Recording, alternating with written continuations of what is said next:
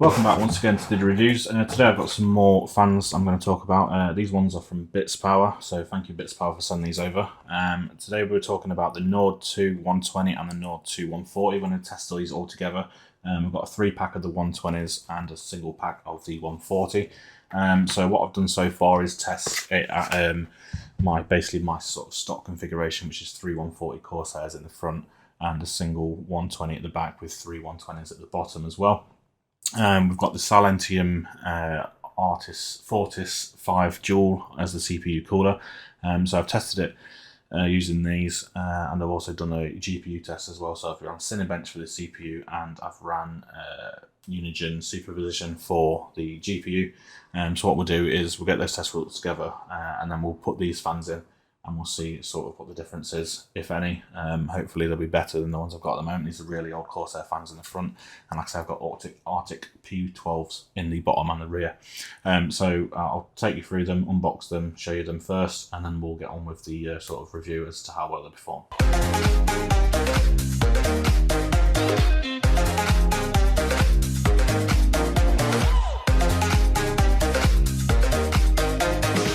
Right, so just looking over the box, we'll have a quick look at the specs. Standard 120mm fan, as I said before, 800 to 1800 RPM, up to 53 CFM, and 2.1 H2O. I won't be testing H2O sort of static pressure today, as I don't have an AIO in at the moment. It's something I'll hopefully come back to. And the standard 4-pin PWM header with a 3-pin 5-volt ARGB header, so that's good. So it'll work with most current motherboards and controllers and things like that, as it's a standard RGB connection. So let's have a look inside. Right, straight away, as we can see, we get 2 controllers. Having a look at these, one is for PWM control, so one's a fan controller and one's an ARGB controller. The fan controller has 10 connections on it, so you can put 10 PWM fans in here. This red one will be to take the signal, so it knows what sort of speed to do if you're passing it through to your motherboard. And that's SATA powered. I probably won't be using this today. I'll just be sticking it straight to my motherboard so I can sort of keep a control on it. And then basically it's more similar to the setup that's already in there. The other one is an ARGB controller, and from the looks of this, let's just open it. And from the ARGB controller, you've got a total of 8 channels for your LED control, so you can plug up to 8 fans into these, and that's your connection for that, again SATA powered. Going further into the box, you've got a sort of setup sheet, instructions to give you an idea of how to connect them. I won't be needing that, hopefully. And then obviously we get into the fans themselves, so I'll just take one out. You don't need to see all 3. Right, so looking at the fan itself, straight away it's relatively heavy, which is I always feel is a sort of sign of quality. They feel really solidly built, really tough plastic, absolutely no wobble in the hub whatsoever. And these are lit from the middle, so they're lit from the hub, so it shines through the blades, which is also good to obviously be able to see it from the back as well, depending on how you've got them in your case. And you've got your standard anti-vibration mounts on each corner. You've got sort of a translucent ring around here, which I assume will help with dispersing the light and making them glow differently, so you can see it from the sides as well, which is good. And that also carries forward onto the frame at the back, which will shine light through again. I assume that's to make it basically look better depending on which way they are, so you're still going to get a good effect of the RGB on depending on no matter how they are in your case. Other than that, there's not really a lot more to tell you on those. Like I said, standard ARGB. They have got a pass-through, so you can daisy chain these together with your ARGB. So you don't have to, if you're using a controller, it's only got 8 ports on it. If you need more, you can just daisy chain some more together. And then you've got your standard PWM connection here. That's not daisy chainable, unfortunately. So we'll try and get that plugged in somewhere. In my case, it's actually got a controller built in, so we'll use that. But it would have been nice to see a daisy chain sort of connection there for that, but never mind. So anyway, let's get these installed, and we'll see how they look and see how they perform.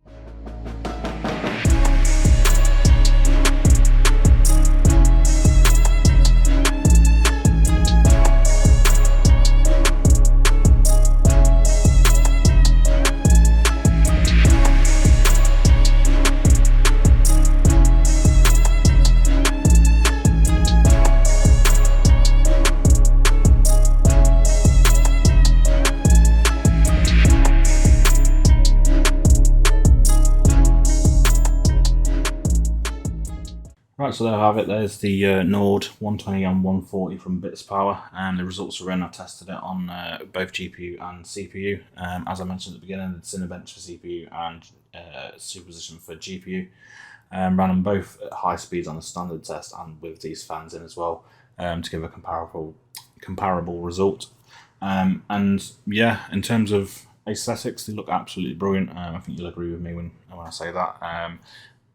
Look absolutely amazing from whichever side you look at them from. They look absolutely brilliant. The ARGB effects are brilliant.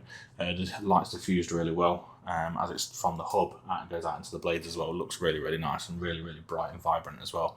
One thing I will say on that is the actual LEDs, depending on what angle you look at them from, you can actually see them. You'll see that in the sort of footage I did of what they look like. So that can be a little bit off-putting, but doesn't bother me at all. I think they look the part and do the job as well.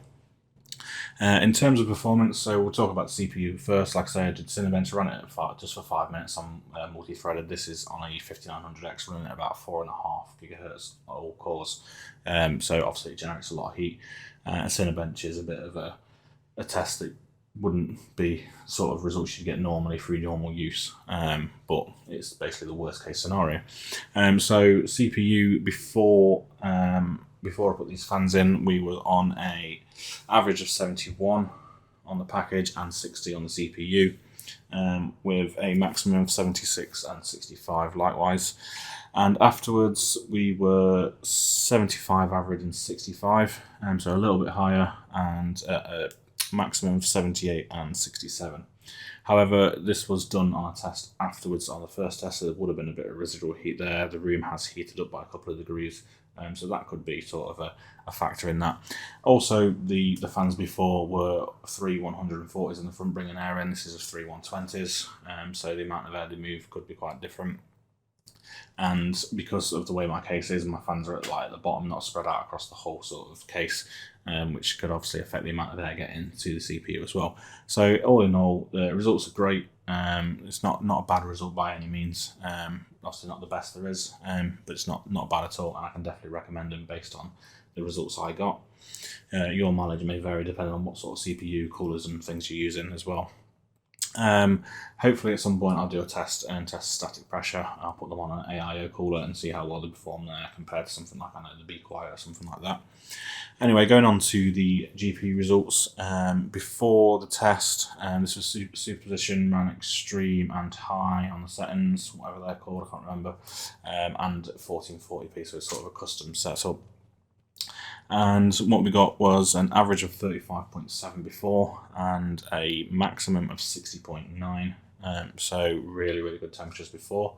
And afterwards, 38.6 on average, again a little bit higher, and a maximum of 62, again a little bit higher. But again, the sort of minimum on those was higher on this one with these fans in, so it could have been heat left over, which affects the average temperature at the end from the test before.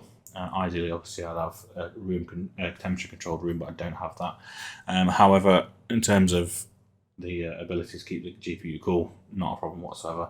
Again, a little bit higher than before, but I've explained why that could be as well. They were 140s before, etc, etc. So yeah, and definitely in terms of performance, I can guarantee them, recommend them, should I say. Definitely, yeah, recommend them. And in terms of the way they look, absolutely brilliant. They are really, really nice fans. Some of the nicest I've seen actually for a while. And in terms of pricing, I'll put that up in the description below, or I'll put it on the screen so you can see that. I'm not sure what they are at the moment, but like I say, I will display that so you can see. And I'll also put information of where you can buy these and the links to Bitspower as well, so you can check them out and look at their other products as well. I have got more stuff coming from Bitspower, so stay tuned for that. I've got a few more coolers from them. I'm looking forward to doing those. So like I say, stay tuned. I hope you like this video, hope it helps you out, and I'll see you guys in the next video. Thanks for watching.